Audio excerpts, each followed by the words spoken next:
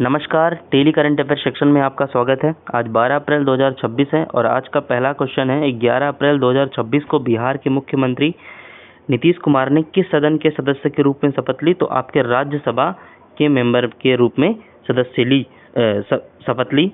इससे पहले ये बिहार के मुख्यमंत्री थे जिन्होंने अपनी इच्छा अनुसार बिहार के मुख्यमंत्री पद से इस्तीफा दे दिया और इसी के साथ नीतीश कुमार जो हैं लोकसभा, राज्यसभा, विधानसभा सभी सदनों में शपथ लेने वाले पहले व्यक्ति बन चुके हैं। तो ये भी याद रखिएगा, ठीक है। तो आपको जल्दी बिहार का नया मुख्यमंत्री देखने को मिल सकता है। नेक्स्ट क्वेश्चन, 11 अप्रैल 2026 को भारत ने यूएन की किस परिषद की 4 सहायक बॉडी के चुनाव निर्विरोध जीते? तो आर्थिक और सामाजिक परिषद ECO SOC की सहायक बॉडी के चुनाव निर्विरोध जीते, है ना। ये आपका यूनाइटेड नेशन के 6 प्रमुख अंगों में से एक अंग है। इसका उद्देश्य क्या है? पर्यावरणीय मुद्दों, आर्थिक और सामाजिक मुद्दों पर अपनी राय देना और उनका एक संतुलन बना के रखना, ठीक है। इसे ये जो है WHO, UNESCO, UNICEF, United nation के एक अंग है ना, जिसको ये रेगुलेट करता है। इसमें 54 कंट्रीज शामिल हैं। कितनी? 54। तो ECO SOC का फुल फॉर्म क्या होता है? इकोनॉमिक एंड सोशल काउंसिल, जिसकी स्थापना हुई थी 1945 में, ठीक है। नेक्स्ट क्वेश्चन, ECO SOC चुनाव में भारत ने निम्न में से कौन सी बॉडी की सीट जीती? तो सभी। Committee on NGOs, committee on economic and social culture rights, committee on science and technology for development, ये सभी में भारत ने जीत हासिल की, ठीक है। जल्द ही भारत इनके पद पे नियुक्ति करेगा। Next question, Allahabad high court के पूर्व जज जस्टिस यशवंत वर्मा ने 11 अप्रैल 2026 को इस्तीफा दे दिया। उसका कारण था महाभियोग की कार्यवाही के बीच उनके आवास पर जले हुए नोट मिलने के बाद उन्होंने अपने पद से इस्तीफा दे दिया, ठीक है। और इस समय आपके वर्तमान में इलाहाबाद हाई कोर्ट के जज हैं अरुण भंसाली। कौन है? अरुण भंसाली, ठीक है। नेक्स्ट क्वेश्चन की ओर चलते हैं। केंद्रीय सशस्त्र पुलिस बल सामान्य प्रशासन अधिनियम 2026 को कब अधिसूचित किया गया? तो 10 अप्रैल 2026 को अधिसूचित किया गया। इसका उद्देश्य क्या है कि जो हमारी आर्म्ड फोर्सेज हैं, CAPF, जिसे सेंट्रल आर्म्ड पुलिस फोर्स कहा जाता है। CAPF का फुल फॉर्म क्या होता है? सेंट्रल आर्म्ड पुलिस फोर्स, ठीक है। उनकी नियुक्ति के बारे में जानकारी देता है। इसे कौन रेगुलेट करता है? भारत के गृह मंत्रालय द्वारा इनको ऑर्डर दिया जाता है। जैसे सेंट्रल आर्म्ड फोर्सेस में कौन कौन सी आती है? जैसे CRPF हो गया, BSF हो गया, CISF और ITBP और SSB, ये सारी इसमें इनकी नियुक्ति के बारे में बात की गई है और ये राष्ट्रपति महामहिम के द्वारा मंजूरी दी जाती है, ठीक है। मुख्य उद्देश्य इसका क्या है? IPS अधिकारियों के लिए मुख्यतः है ये। और इसे सबसे पहली बार स्थापना कब किया गया था? तो 27 जुलाई 1939 को इसे क्राउन रिप्रेजेंटेटिव पुलिस के रूप में स्थापित किया गया था, ठीक है। अब बाद में इसका 1949 में इसका नाम रख के CRPF रख दिया गया था, सेंट्रल रिजर्व पुलिस फोर्स, ठीक है। और एक बात और, 9 अप्रैल 1965 पे पाकिस्तान के एक बड़े हमले को हमारी CRPF ने विफल कर दिया था, जिसके कारण 9 अप्रैल को हर वर्ष शौर्य दिवस मनाया जाता है। नेक्स्ट क्वेश्चन, उपरोक्त अधिनियम मुख्य उद्देश्य क्या है? तो आपका BSF, CRPF, CISF, ITBP, SSB की नियुक्ति करना है ना। तो इसका आंसर क्या होगा? Second number. भारत इजिप्ट संयुक्त स्पेशल फोर्स एक्सरसाइज 2026 में कहाँ शुरू हुई? अंसास, इजिप्ट में शुरू हुई, ठीक है। इस एक्सरसाइज का नाम क्या है? साइक्लोन एक्सरसाइज इसका नाम है, जो कि साइक्लोन है नाम है इसका, जो कि अंसास, इजिप्ट में या मिस्र में आयोजन किया जा रहा है, ठीक है। और मिस्र में आयोजित एक ब्राइट स्टार करके अभ्यास चल रहा था सेनाओं का, भारतीय सेना ने भी उसमें भाग लिया है, ठीक है। और अगर कोई आपसे पूछ ले डेजर्ट जो एक्सरसाइज है वो किन दो देशों के बीच की जाती है, तो डेजर्ट एक्सरसाइज भारत और संयुक्त अमीरात के बीच में की जाती है, ठीक है, ये भी ध्यान रखिएगा। और ये जो साइक्लोन एक्सरसाइज है इसका ये चौथा संस्करण है। पहला संस्करण आपका 2023 में हुआ था राजस्थान में, ठीक है, राजस्थान में हुआ था। अब इसका ये चौथा संस्करण है जिसका आयोजन कहाँ हो रहा है, अंसास, इजिप्ट में। Lion of the Ladakh colonel के सोनम वांगचुक को 11 अप्रैल 2026 को निधन हुआ।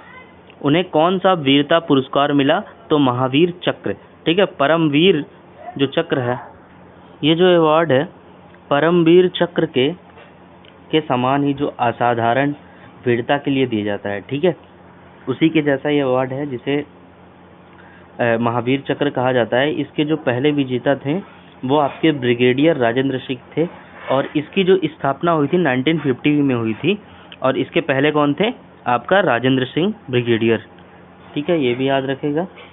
तो अभी 1999 के कारगिल वॉर में इनकी असाधारण वीरता के लिए मतलब 16,000 सैनिकों का इन्होंने प्रतिनिधित्व किया था, इसके लिए इन्हें महावीर चक्र दिया गया है और हाल ही में इनका निधन हो गया है। तो ये ऐसे महान विभूति थे। चलते हैं नेक्स्ट क्वेश्चन की ओर। कैबिनेट ने कलाई सेकंड जल विद्युत परियोजना को मंजूरी दी है। इसकी लागत कितनी है, 14,105 करोड़ रुपए इसकी लागत है। ये आंध्र प्रदेश के आंज जिले में आपका लोहित नदी के तट पे बनाया जा रहा है ये परियोजना। इस परियोजना का मुख्य उद्देश्य क्या है कि यहाँ पे बड़े बड़े डैम न बना के जो नदी की जो धाराएं हैं उनसे ही बिजली उत्पन्न की जाएगी और यह 1200 मेगावाट की परियोजना है। कितनी मेगावाट की परियोजना है ये, 1200 मेगावाट की परियोजना है और इसे THDC लिमिटेड द्वारा बनाया जा रहा है। किसे, THDC द्वारा। लगभग 2029 तक में ये बनके तैयार हो जाएगी और इसका मुख्य उद्देश्य क्या है कि 12% तक आपकी फ्री बिजली देना इसका मुख्य उद्देश्य है, ठीक है। इसे रन ऑफ वाटर भी कहा जा रहा है, जैसा कि मैंने आपको रन ऑफ द रिवर उसका मुख्य उद्देश्य ये है कि बड़े बड़े डैम ना बना के बहती हुई नदी पे ही ये परियोजना बनाई जा रही है। Next question. मुद्रा पोर्ट ने 11 अप्रैल 2026 को क्या रिकॉर्ड बनाया है, तो मुद्रा पोर्ट आपके गुजरात के कच्छ जिले में स्थित है। ये भारत का सबसे बड़ा ऑटोमोबाइल एक्सपोर्ट हब। एक जहाज में 6008 कारें अभी हाल ही में भेजी। ये भारत का पहला कमर्शियल पोर्ट है, ठीक है, और इसे APSEZ द्वारा बनाया गया था जिसका फुल फॉर्म होता है Adani ports and special economic limited द्वारा विकसित किया गया था। कब से ये चालू है, 1998 से, ठीक है। और मैं बताना चाहूँगा कि ये समुद्र जो व्यापार होते हैं हमारे यहाँ 11% अकेले ही इसका एक्सपोर्ट करता है हमारे यहाँ से, ठीक है। तो अभी हाल ही में इसने क्या किया है कि एक ही जहाज में आपके 6008 कारें भेजी, ठीक है, आपके मुद्रा पोर्ट ने। तो ये भी याद रखिएगा, देश का ये पहला कमर्शियल पोर्ट है। नेक्स्ट क्वेश्चन की ओर चलते हैं। RBI ने डिजिटल पेमेंट्स फ्रॉड रोकने के लिए क्या प्रस्ताव दिया है, तो RBI ने डिजिटल फ्रॉड रोकने के लिए 2FA टू फैक्टर ऑथेंटिकेशन के लिए प्रस्ताव दिया है, जिसका OTP तक RBI इसको सीमित नहीं रखना चाहता है। कहने का मतलब जैसे जब आप पेमेंट करते हैं तो पहले ये OTP लेता है, ठीक है, तो अब OTP बस इसमें लागू नहीं होगा, इसमें पेमेंट वेरीफाई करने के लिए बायोमेट्रिक और पिन का भी यूज इसमें किया जाएगा, ठीक है। और जैसे अगर आप किसी को ट्रांजैक्शन करते हैं 10,000 से ज़्यादा तो 1 घंटे का ये कूलिंग पीरियड टाइम होगा कि 1 घंटे बाद ही वो पहुंचेगा। और अगर 1 घंटे तक में अगर कोई भी डिजिटल फ्रॉड जैसी संभावनाएं पाई जाती हैं तो उसको वहीं पे रोका जा सके, ठीक है। और DPIM ने डिजिटल पेमेंट्स इंटेलिजेंस प्रोग्राम के तहत AIML तकनीक भी हासिल की है, जिसमें फ्रॉड को रोकने के लिए या जो फ्रॉड करेंगे ना उनको पहचान करने के लिए ये आसानी होगी, ठीक है। और अगर जो व्यक्ति फ्रॉड हुआ है 5 दिन से पहले अगर इसकी कंप्लेन कर देता है तो उसको इसकी 85% जो राशि है वो मुआवजे के रूप में मिल जाएगी, ठीक है, तो ये भी याद रखिएगा। तो इसका आंसर क्या होगा, हाई वैल्यू मनी ट्रांसफर के लिए 1 घंटे का लैग और सीनियर्स के लिए trusted person authentication. Next question, DCGI ने 11 अप्रैल 2026 को भारत की पहली डेंगू वैक्सीन की मंजूरी दी है, उसका नाम है आपका क्यू डेंगा। इससे पहले भारत में डेंगू वैक्सीन नहीं थी। ठीक है, तो ये भी याद रखिएगा, क्या नाम है, क्यू डेंगा। नेक्स्ट क्वेश्चन, भारत की पहली स्वदेशी क्वांटम कंप्यूटिंग सुविधा कब शुरू होगी? 14 अप्रैल 2026 को आपको ये अमरावती में शुरू होगी, ना कि बेंगलोर। ठीक है, ये आंसर इसका गलत है। ठीक है, तो ये अमरावती में शुरू हो रही है। इसका उद्देश्य क्या है कि आपके जो 2 फैक्टर होते हैं 0 एंड 1, इस पे ये वर्क करेगी।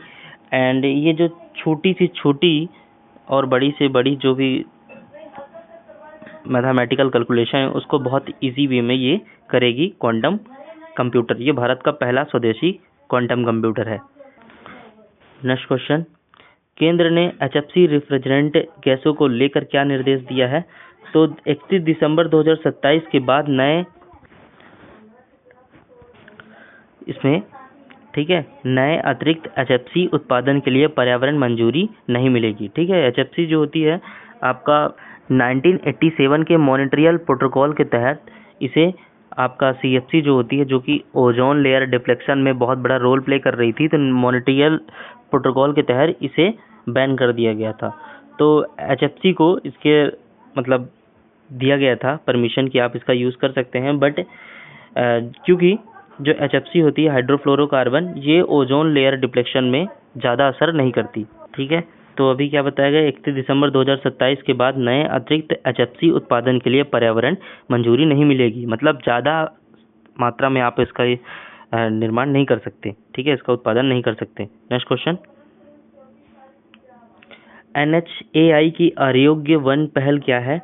तो इसका पहल क्या है, नेशनल हाईवे के किनारे औषधि पेड़ लगाना आरोग्य वन पोर्टल का उद्देश्य है।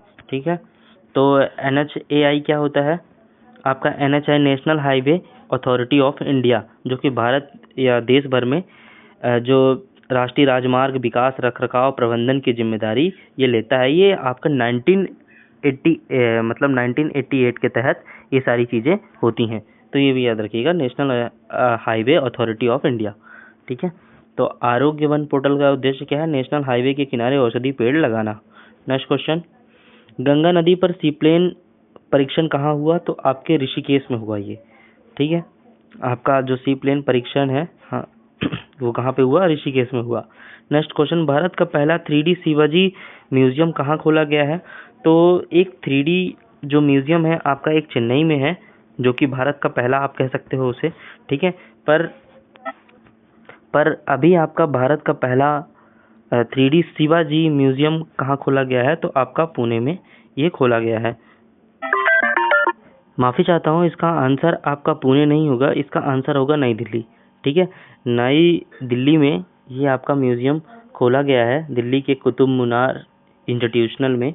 ठीक है, तो छत्रपति शिवाजी के नाम पे ये भारत का पहला 3D शिवाजी म्यूजियम खोला गया है।